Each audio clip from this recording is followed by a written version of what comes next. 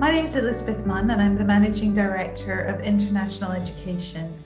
And I've been a people manager at Elsevier for over 25 years now and a leader of multiple teams for over 20 years. I think if I were to try and boil down all of those experiences into the fundamentals of leadership, I think first and foremost, it's all about having a passion for people and human interaction. You need to be inspired by others before you yourself can be inspiring. You need to learn from others before you can teach, and you need to walk in your team's shoes before you can hope to lead them on your path. I was on a course recently called Extraordinary Leader, and they said that of all of the leadership competencies that they had measured over the tens of thousands of 360 interviews that they'd analyzed over the years, the most powerful competency that signaled great leadership was to inspire and motivate others to high performance. I am Daniela Garlisi. I am a fifth-year medical student from Paraguay. And until last week, I was the president of the Latinoamerican Federation of Medical Students Scientific Societies. I am only 22 years old. I got into medical school right after high school, and I started working on a local level in my scientific society in my second year as a medical student. I have no idea how I got to become president of an international federation in only 2 years, but I can assure you that it was one of the most challenging and gratifying experiences I've had in my life. Leadership, to me, is a lot more than just guiding a couple of people towards a goal. Leaders are not born, they are made. We all have a leader inside of us, but we have to let it out. Leadership is one of the most important roles in any group of people that are set to achieve any goal. Leaders have the responsibility to not only guide, but to be part of the team and the change. Being a leader pushes you to be informed at all times, to adapt and to react to change, to be prepared for any unpredicted circumstances, to learn how to be emphatic, and to listen to what your team has to say. There are many types of leaders and many theories on how to be a good leader. But from my perspective, a leader is made on the way, and every one of us learns every day how to be a leader. As a woman working within the arena of scientific and medical information, I'm obviously very interested in the ongoing initiatives to ensure equality for female scientists, whether that's in terms of access to education, visibility within the research community, or recognition for their achievements. The truth is, women have always played a role in the advancement of scientific knowledge, but they have frequently been written out of this history. Due to the lack of visible role models, generations of women have been discouraged from pursuing careers in science. However, in many countries, we're seeing great progress in the areas of women's scientific education. The gender gap in school pupils studying the sciences in many parts of the world has been overcome, and in many universities, there are now more women than men studying the sciences at an undergraduate level. However, the progress has yet to reach the higher levels, and a recent UN study reported that only 30% of scientific researchers are women, and even fewer are in leadership roles. At Elsevier, we're proud to be working alongside the research community to improve gender diversity in science. Firstly, we're working to provide relevant insights and metrics around research, because when you can measure, you can also progress. Secondly, we're focused on actions to improve gender balance in academic research globally, as well as in our own house, and in partnership with stakeholders. We're working with researchers and publishers to promote greater gender diversity in the editorial, peer review, and publishing processes. And we're also working with our authors and publishers to ensure gender, sex, and race are all factored into the design and reporting of the research. Got elected as president of FELSOCEM, I have been asked the question, how did you get to become a president of an international scientific organization being a woman? And to be honest, my answer was, I don't know. But also, I must say, I was a little bit offended by the question.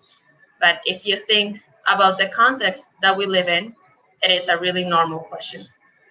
Women in science a couple of years ago, well, those two words could not be mixed, or we could not even say it was something to relate one another. The role of women in science now can't be deniable.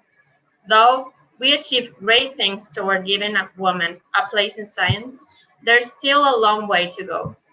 For me, as a former head of two scientific organizations, I've always seen myself surrounded by men, but also by some women that, despite the status quo, decided to challenge themselves and society. Looking back to what it used to be and what it is now, from just a couple of years ago in my small surrounding of medical students, representative organizations, I'm very pleased to see that we are getting closer to the equity and balances we all hope. To find that equity and balance, we have to make ourselves notice with our work and persistence. The scientific world seems scary, but once you are inside of it, you realize it's not as scary as it seems. It's actually a wonderful world that pushes you to become a better person. You just have to start. Once you start, you will not want to get out of it. The scientific world has a place for everyone. Don't be afraid to take your place in it, even if you're a woman. Evidence-based science is the backbone of the medical information industry and is therefore a huge priority for us at Elsevier. The ability to reproduce and rigorously test scientific results has been an essential part of scientific reasoning for centuries, and publishers play an important role within this process.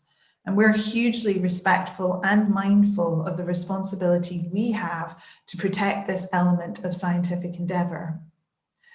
For healthcare professionals, evidence-based medicine is a really vital part of their training and ongoing development to ensure that the most effective clinical outcomes are realized. And with my own focus on driving the success of Elsevier's education solutions, I'm deeply conscious of the challenges facing healthcare educators and students around the globe in terms of their access to relevant and trusted information. With the digitization of knowledge, there has been an exponential growth in the amount of medical data available for our users. While this demonstrates huge progress and a commitment to research and learning, it presents an enormous challenge to individuals on how to synthesize and use this information effectively. Additionally, the digitization of knowledge has given patients greater access to medical data than ever before. However, patients also need to be carefully guided on how to access which information is reliable and relevant to them.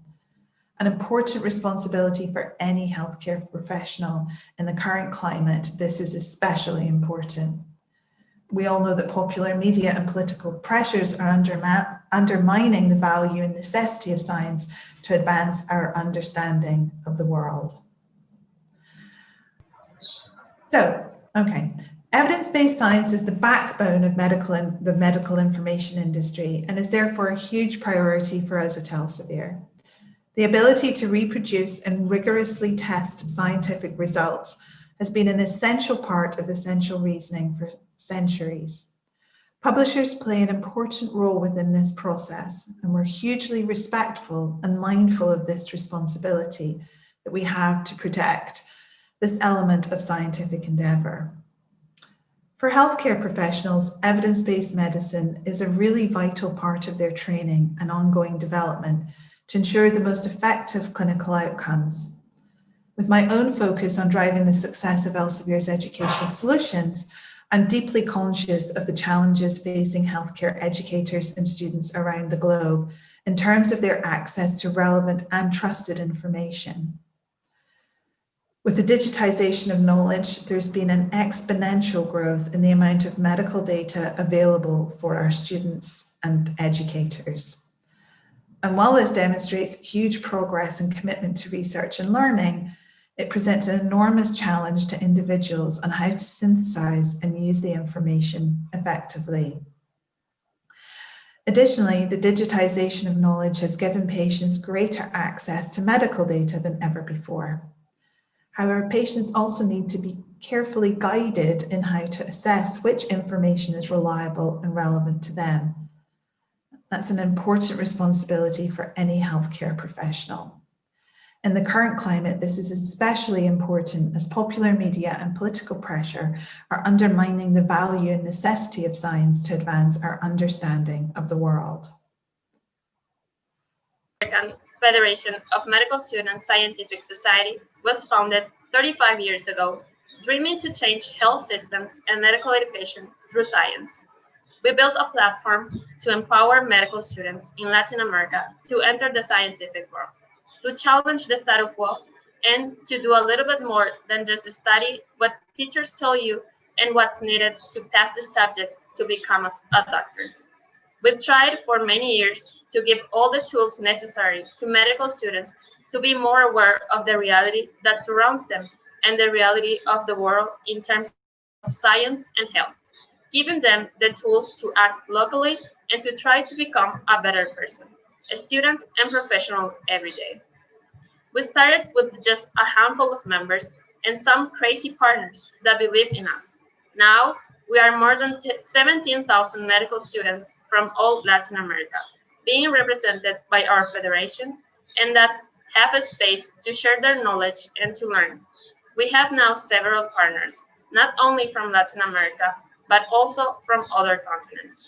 FELSOCEM works in many areas to achieve our main goal, that is to increase the level of healthcare in Latin America using science as a tool. In 2020, as countries all around the world have been fighting to overcome the challenge of the COVID-19 pandemic, we've witnessed firsthand the incredible power of science to tackle not only the treatment of this illness, but also lead the way to finding a vaccine. Underpinning all of these efforts is an unwavering belief in scientific rigor, which is based entirely on our abilities to test and reproduce results. This is fundamental to our success in overcoming this pandemic. At Elsevier, we've been honored to support this drive by curating all of our COVID-19 content from the basic and clinical sciences and giving free access to these resources to scientists working around the world. I think if you're the future of women in science, then we're going to be just fine. Thank you. So I had a question, I guess, around how you're balancing, all of this incredible growth in scientific research and medical information. And, how much of a struggle, or what are you doing to try and synthesize all of that knowledge into something that's manageable for you and, for an education community? Yeah, well, now we have a word that we use is like the infodemic, because we have so much information and we don't even know from where to start. Yeah. I don't know, I guess just kind of go through all the information you can and try to be more specific on what you're asking. I think that's one way to gather the information you need. If you know exactly what you want to know, it's easier to gather that information. And then there's also a lot of information that is not evidence-based, but it's really accessible. So try to avoid that kind of information. I think it's really important. Though sometimes it's easier to understand what they try to tell you because it's not as scientific or as hard to learn their words that they say and stuff. But it's better to always try to use evidence-based information. Yeah, I hear this from students all the time. It's like their biggest challenge is this overwhelming amount of information that they have to learn, and it's growing all the time. It's like growing exponentially. So how can you catch up? And I think that's actually one of our key responsibilities in the industry that I work in, is to find a way to synthesize it and make it easier for students, and also, as you said, to put it in a way that's easy for people to comprehend and understand, even if it is evidence-based. We should be able to do both, not just one or the other. I think that's really important. Sure, that told us that he was going to teach us how to learn could change tomorrow. The important thing to learn in university is actually learn how to learn. Yeah, I think that's so important. That's a skill in and of itself, learning how to learn. It's very clever. I like that. And what would you like to tell me, if you could give me some advice or tell me how we could provide that information in a better way for you to learn from? You know, is there any advice that you could give me that I could follow? From my perspective, we are really used to like presential classes and going to hospitals and stuff. And this change has been really difficult for all of us. As we had recently, we always have like connection problems. Our teachers can go to like their homes on time to get to our classes and stuff. So I think to have a place where you can find all the information you need and the information organized is key. Or I guess like learning from home, because sometimes we don't even know from where to look for the information, how to get the information we need. And sometimes the information doesn't get correctly to us because of all the problems that you can have with online classes. I live in Paraguay, and for us, it's a reality that sometimes we don't have power for many hours. And it's something you can't control. It's something that just you can't do anything about it, and you miss the class, and then there's no way to get that information that you missed. You know, everything's changed in the world of COVID, hasn't it? I mean, you know, from going to a class in person to having to have, you know, remote classes via Zoom and all of the information digitally shared. Yes, these are skills that would take years to learn, right? Both from a teacher's perspective, but also from a student perspective. Yeah, totally. Yes. Being thrown in at the deep end. Are you really missing, I guess, the clinical, practical side of the courses? Is that something that you're missing?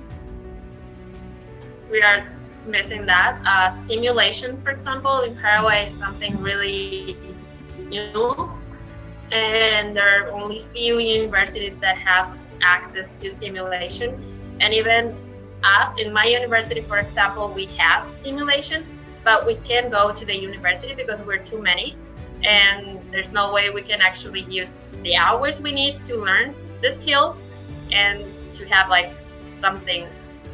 So it's weird to have online classes and remote learning, but our teachers are actually doing their best. They take videos and then they send it to us. For surgery, they tape their surgeries and then they show it to us, stuff like that. That's amazing. Well, you know, people can be so inventive and innovative when they need to be, right? When in a crisis, but that's really it's incredible. Is there anything that you would like to keep after we go back to normal, or, you know, once we can begin to go back into the classroom? Is there anything from this experience of remote learning through COVID that you think, actually, that's pretty good, I'd quite like to keep that? Well, I like the fact that I can access to my teachers really easily now, because we have their emails, their phone, they're like reachable at all times. And before it was like only when you go to the university you can reach your teachers. So I think that's good, and I would like to keep that because it's a lot easier, and it makes you get this confidence with your teacher. Well, thank you very much. And Daniela, it's been such a pleasure to talk with you and hear about your experiences during this incredibly challenging times. But, you know, I think talking to talented young women like yourself within this amazing industry is very inspiring to me, and I'm honored that you took the time to share your story with us as well and your experience. Thank you. Thank you, Elizabeth. It was really nice meeting you. And it's actually really inspiring to see a woman in such a position in an industry that actually helps us a lot to find a place as a woman in science. So thank you so much for your work. Also, thank you, Irene, for the invitation.